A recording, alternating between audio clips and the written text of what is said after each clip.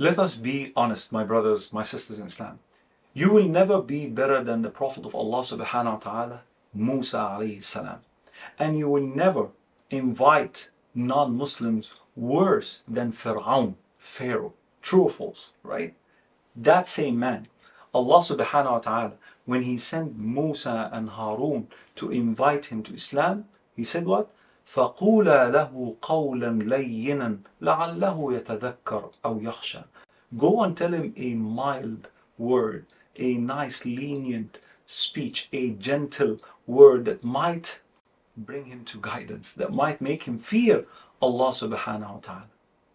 Assalamu alaikum wa rahmatullahi wa barakatuh, my brothers, my sisters in Islam. Welcome back to another episode of Manners Matter. And today's manner is about gentleness, being nice to people, talking to them gently, not with harsh words that might hurt. You see, there is a famous quote, I don't know who said it actually. It says that the tongue is the only organ in our human body that has no bones, but it is strong enough to break a heart. One word could cause a divorce. One word could make a person stay up all night crying. It could lead to depression. It could lead to all other ugly, traits that you could think of. One word.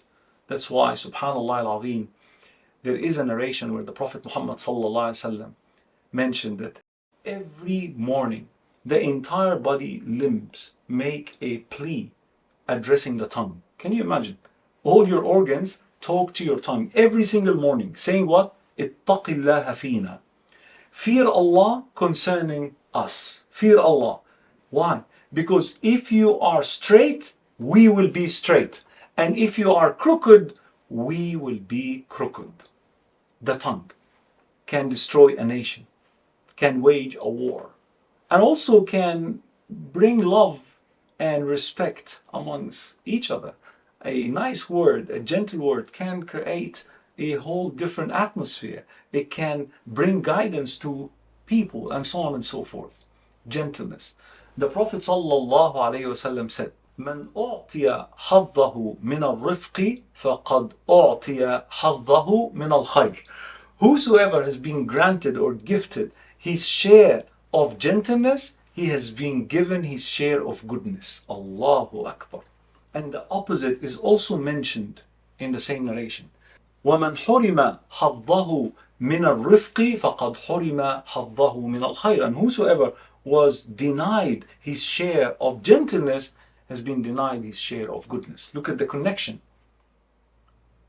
The Prophet ﷺ also mentioned that إِنَّ اللَّهَ رَفِيقٌ يُحِبُّ الرِّفْقَ. Allah subhanahu wa ta'ala himself is gentle and he loves gentleness. He loves to see his slaves being gentle to one another.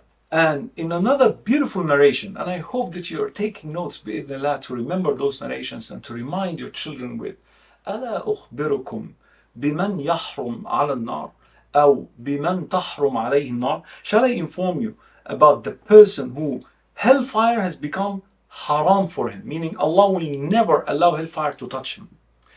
تُحْرَمُ عَلَى كُلِّ قَرِيبٍ هَيِّنٍ سَهْلٍ. It is haram for every individual who is approachable, easy to deal with, and gentle. Allahu Akbar. Hellfire will be haram for such an individual. Didn't I tell you, my brothers and sisters in Islam, from the very beginning, that each of these manners that we are discussing in this show is a gateway for you to Jannah? Every manner that we have discussed so far, its reward is nothing but Jannah. May Allah subhanahu wa ta'ala make us among those who are gentle. Ameen ya Rabbil Alameen. Even the Prophet sallallahu alayhi wa sallam was reminded of this fact. Allah subhanahu wa ta'ala said, فَبِمَا رَحْمَةٍ مِّنَ اللَّهِ لِنْتَ لَهُمْ وَلَوْ كُنْتَ فَضًّا غَلِيظَ الْقَلْبِ لَانْفَضُّوا مِنْ حَوْلِكَ. That it is by the mercy of Allah subhanahu wa ta'ala, O Muhammad, you became very lenient and gentle towards them. Towards who? The companions. The companions, the best of all generations. And had you been a harsh-hearted, hard on them, they would have fled from around you. They would have left you alone. Because the approach matters also. The way how you convey the message matters as well. So we have to always bear in mind that some people, they, subhanAllah, the Prophet ﷺ said, minkum munaffirun, amongst you are people who make others hate the deen of Allah subhanahu wa ta'ala because of your approach. The approach sometimes is so harsh, it makes things difficult on people. The Prophet ﷺ once sent two of his companions to Yemen to invite them to Islam. And he told them 6 words that I really want you to remember. He said what? يسرا ولا تعسرا وبشرا ولا تنفرا وتتاوعا ولا تختلفا. Allahu Akbar. Bashira, show the people good news. Tell them about Jannah. Tell them about the reward. Start there. Make things easy on people. وَلَا تُعَسِّرًا, and don't make things difficult on them. You see, the Prophet ﷺ mentioned the thing, the order, the command, and its opposite. Why is that so? To leave no room for confusion. That this is how you should conduct yourself. Make things easy on the people and don't make things difficult on them. وَبَشِّرًا, and give them good news before the harsh ones. Don't start with hellfire, don't start with the punishment and all that, but show them also the good reward that is awaiting those who believe in Allah subhanahu wa ta'ala and follow His commands. Show them that part. وَتَطَاوَعَ, and cooperate with one another. It's not a competition. Dawah organizations around the world should always collaborate and cooperate. Pray for one another. Help each other, because we're working towards the same goal. It's not a competition here. There's no competition actually in dawah. Right? We should always help each other and pray for one another genuinely. Genuinely. Subhanallah. وَتَطَاوَعَ وَلَا تَخْتَلِفَ, and don't contradict each other in the presence of the people that you are inviting. Don't conflict in front of the people. Otherwise it will affect nothing but Islam itself, but the deen of Allah subhanahu wa ta'ala. May Allah subhanahu wa ta'ala grant us the right understanding. But look at the advice given. He said that you're going to the people of the book, so let the first thing that you should start with is Tawheed. Who Allah subhanahu wa ta'ala is. And once they accepted that part, then tell them the obligations. And once they accepted this, they go for more. Gradual da'wah. Not giving them everything at one go, making things difficult for them. May Allah subhanahu wa ta'ala grant us the right understanding. Manners matter. Even in our speeches. Allah subhanahu wa ta'ala reminded us in the Quran, وَقُولُوا لِلنَّاسِ حُسْنًا, and talk to people with goodness. Always let your words make people feel good about themselves, appreciating one another. Even the Prophet ﷺ said, the lies between married couples is not a lie. What was he referring to actually? He was referring to the expressions of feelings and those romantic moments between spouses. When you exaggerate in describing your wife, how beautiful she is, how gorgeous your husband is, and so on, it is not considered a lie, because it brings about love and connection, and it always strengthens the tie. When your spouses are always reassured with these beautiful words, the marriage, the relationship becomes very healthy, and your children will be observing that, and they will love this constitution of marriage. Believe it or not, my brothers and sisters in Islam, children who grew up in broken homes, they don't want to get married. They prefer, walayadu billah, to hang out with the wrong crowds and perhaps commit zina and so on, because they have seen their parents not treating each other with this element of gentleness. The Prophet ﷺ mentioned that gentleness is not added to anything except that it beautifies it. And when it is removed from anything, it tarnishes it.